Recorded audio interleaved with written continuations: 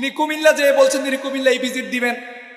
জেলা বিভাগ ঘোষণা হয়ে গেছে ফরিদপুর যায় বলছেন ফরিদপুরকে নাকি বিভাগ ঘোষণা করবেন। তিনি ভৈরব আসলেন, এতগুলো নেতা আমাদের ভৈরবের, এত বড় বড় নেতা, এত কেন্দ্রীয় নেতা, কারোর মিনিমাম দুঃসাহস হয় নাই তার সামনে জেলার কথা বলতে। আর আমাদের আতাউল্লাহ আমিন সাহেব প্রত্যেকটা সমাবেশে, প্রত্যেকটা উঠান বৈঠকে, প্রত্যেকটা পথসভায় বলে আসছেন, কমিটমেন্ট দিয়ে আসছেন যে আমার হাতে যদি যার্রা পরিমাণ ক্ষমতা থাকে তাহলে আমি ভৈরবকে জেলা রূপান্তর করব। এই জায়গায় পার্থক্যটা আপনাদেরকে মানুষের সামনে বুঝাইতে হবে।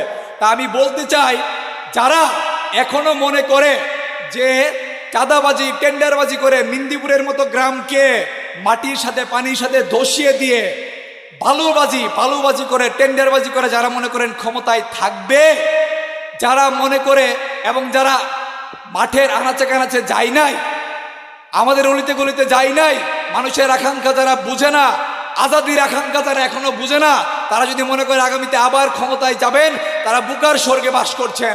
আমরা 24-এ যেমন আওয়ামী সন্ত্রাসীদের ভয় করি নাই, আমরা এখানে 26-এ এসে বিএনপি সন্ত্রাসীদের ভয় করি না।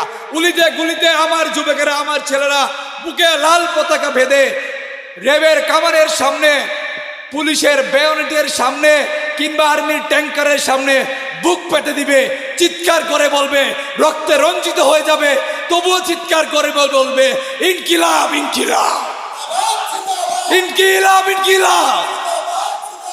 আগামী 12 তারিখে রিকশার বিপ্লব হবে, নীরব বিপ্লব হবে। ধন্যবাদ সবাইকে।